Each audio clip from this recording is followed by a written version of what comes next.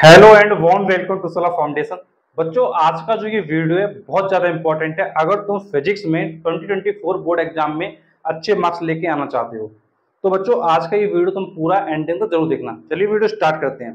तो बच्चों, मैं तुमको बताना चाहूँगा कि मैंने लास्ट टाइम जो लास्ट ईयर था उसमें मैंने 2023 बोर्ड एग्जाम के लिए प्रेडिक्शन किया था कि जो 2023 में फिजिक्स का जो पेपर होगा वो टफ आएगा। तो डेफिनेटली 2023 में जो पेपर हुआ वो टफ आया। उसमें टफनेस का लेवल क्या था, जिन बच्चों ने 2023 का पेपर दिया है उनसे जाके पूछना कि टफ आया था कि नहीं। और जिस बच्चे को वीडियो देखना हो 2023 वाला, वो क्या करे, शॉर्ट्स वीडियो में जाकर क्या है देख सकता है कि मैंने बताया था। और इससे लास्ट ईयर की अगर मैं तुमसे बात करता हूँ 2020 की, 2022 की, तो 2022 में भी मैंने बताया था कि जो फिजिक्स का पेपर है उसके टफ आने के बहुत ज़्यादा चांसेस हैं। तो 2022 में भी मैंने सेम चीज़ तुमसे कही थी। तो उस दोनों ईयर में ऐसा हुआ, बिल्कुल हुआ। और ये चीज़ जो मैं तुमको बता रहा हूँ ये मैंने अपने एक्सपीरियंस के बेसिस पे बताई थी, क्योंकि जो लास्ट ईयर के जो डेटास हैं जो हम देखते हैं उसके बेसिस पर जो प्रेडिक्शन आती हैं वो हम आपको बताते हैं कि भाई आगे क्या हो सकता है। तो आज का जो वीडियो है वो तुम एंडिंग तक देखोगे भाई 2024 में क्या होने वाला है। तो देखो 2024 की अब मैं तुमसे बात कर रहा हूँ, क्या 2024 में भी फिजिक्स का पेपर टफ आएगा? तो बेटा 2024 वाले बच्चों के लिए एक चीज उनको ध्यान रखनी है, जो पेपर का जो पैटर्न होता है जो बोर्ड के द्वारा बनाया जाता है उसकी कुछ सिचुएशंस होती हैं। सिचुएशन देखो क्या होती है। देखो बोर्ड एग्जाम में जो भी एग्जामिनर पेपर को सेट करता है तो उसमें जो मेन सब्जेक्ट्स तुम्हारे होते हैं वो होते हैं फिजिक्स, केमिस्ट्री और मैथ। ये तीन सब्जेक्ट तुम्हारे क्या मेन होते हैं। आप देखो जो मैथ का पेपर होता है वो नॉर्मली टफ नहीं आता है, मैथ क्या है इजी होता है। अब बचता है फिजिक्स और केमिस्ट्री। तो फिजिक्स और केमिस्ट्री में ही जो पेपर है वो टफ आने के चांसेस क्या ज्यादा रहते हैं। तो या तो फिजिक्स टफ आएगा या केमिस्ट्री टफ आएगा या मैथ टफ आएगा। तो मैथ के चांसेस बहुत कम होते हैं। मैथ का पेपर क्या है एक एवरेज आता है, बहुत ज्यादा टफ नहीं आता है। अब तुम्हारा बचता है फिजिक्स और केमिस्ट्री। तो फिजिक्स और केमिस्ट्री में क्या है टफ होने के चांसेस बनते हैं, लेकिन केमिस्ट्री में चांसेस क्या है कम बनते हैं, क्योंकि फिजिक्स का जो पेपर है वो हर बार टफ आता है। ये टफ क्यों हो जाता है, इसके कुछ रीजंस हैं।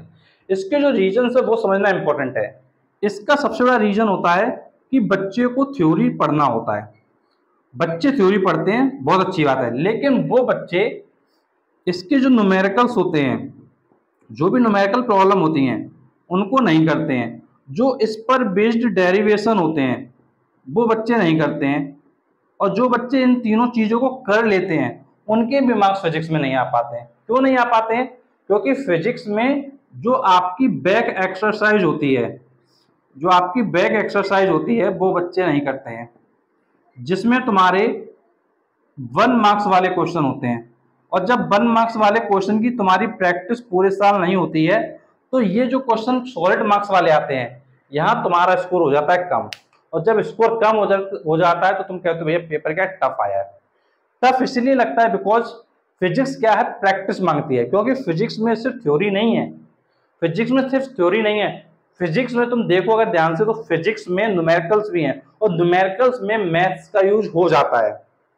तो फिजिक्स कहीं ना कहीं जो ये तुम्हारा सब्जेक्ट हो रहा है फिजिक्स, इसमें मैथ्स भी यूज की जा रही है, इसमें कॉन्सेप्ट भी यूज किए जा रहे हैं। और जो बच्चा फिजिक्स में अपनी प्रिपरेशन को नहीं करता है, टॉपिक्स को नहीं समझता है, वो सोचता है सिर्फ ऐसे ही हो जाएगा, तो बेटा ऐसे नहीं हो जाएगा। फिजिक्स सब्जेक्ट टफ होता है। और इसीलिए तुमने देखा होगा कि मैंने तुमको सबसे पहले जो क्लासेस प्रोवाइड किया था 2024 के लिए वो किया था फिजिक्स की। फिजिक्स की प्रोवाइड करने के पीछे का रीजन यही है कि बच्चे शुरू बार में तैयारी करते हैं वो इन सब चीजों को नहीं समझते हैं, लेकिन जैसे जैसे टाइम बीतता है तब तो उनको समझ में आता है। और लास्ट टाइम में तुम्हारा पेपर टफ आ गया तब तुम्हें समझ में आया, तो तुम्हारे लिए क्या फायदे की बात है। जो मैंने बताया था 2023 में जिन्होंने बोर्ड दिया है उन बच्चों को अच्छे से पता है, 2022 में जिन्होंने बोर्ड दिया था उनको अच्छे से पता है। और ये सारे वीडियो आप देख सकते हो। क्या करना, तुम चैनल पे जाना और आपको वहां दिखाई देगा शॉर्ट्स का ऑप्शन। एक बार शॉर्ट्स के ऑप्शन पे जाना और वहां पे आता है मोस्टली व्यूड का ऑप्शन। मोस्टली व्यूड मतलब किस वीडियो पे सबसे ज्यादा व्यू गए हैं, तो आप देखना कि जो फिजिक्स का पेपर टफ आएगा उस पर व्यू गए हुए हैं। क्यों गए हुए हैं? क्योंकि मैंने जो बताया था वैसा हुआ। और जब पेपर हो गया था तो मैंने बताया भी था कि बेटा देखो मैंने जो कहा था वो सच हुआ है। तो एक बार मैं तुमसे फिर से कह रहा हूं कि फिजिक्स का जो पेपर है उसके टफ आने के चांसेस हर साल रहते हैं, और शायद ही कोई एक ऐसा साल हो जहां तुम्हारे लिए पेपर अच्छा आ जाए। अदरवाइज तुम्हारा पेपर टफ आना है। और मैंने तुमको रीजन भी बताया, क्योंकि थ्योरी, न्यूमेरिकल और डेरिवेशन तो बच्चे कर भी लेते हैं, लेकिन उसकी बेस्ड जो बुक की एक्सरसाइज होती है वो नहीं करते हैं। और इसके अलावा मैं तुमको बताना चाहूंगा कि अगर तुमको फिजिक्स में मार्क्स अच्छे लाने हैं तो तुमको ध्यान रखना है, पहली चीज तो यह है कि तुमको सलीना की बुक करना है।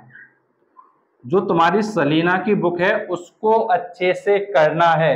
अब उसके अलावा तुमको एक क्वेश्चन बैंक ले लेना है। तुमको एक क्या कर लेना है? क्वेश्चन बैंक ले लेना है। क्वेश्चन बैंक तुम्हारी कोई भी हो सकती है, किसी भी पब्लिकेशन की। चाहो तो मोसवाल की ले लो, चाहो तो मोसवाल बुक्स की ले लो, और चाहो तुम एडुकार्ड की ले लो। कोई भी एक तुम ले सकते हो, और दोनों के लिंक मैं तुमको क्या कर दूंगा, डिस्क्रिप्शन बॉक्स में दे दूंगा। और मैं तुमसे कहूंगा कि भाई फिजिक्स में तुम क्या करो, दोनों की ले लो। क्यों ले लो दोनों की? क्योंकि फिजिक्स तुम्हारे लिए टफ है। क्योंकि फिजिक्स का पेपर हर साल टफ आता है, बच्चों के लिए स्कोर कर पाना बहुत डिफिकल्ट होता है। कोई बच्चा जो एक सब्जेक्ट में 80 में से 78 मार्क्स लेके आता है, लेकिन उसी बच्चे के फिजिक्स में सिर्फ 70 रह जाते हैं। क्यों रह जाते हैं? बिकॉज लेवल टफ आता है। तो इसलिए तुमको एक चीज समझना है कि अगर मार्क्स अच्छे लाने हैं तो फिजिक्स पर फोकस करना पड़ेगा।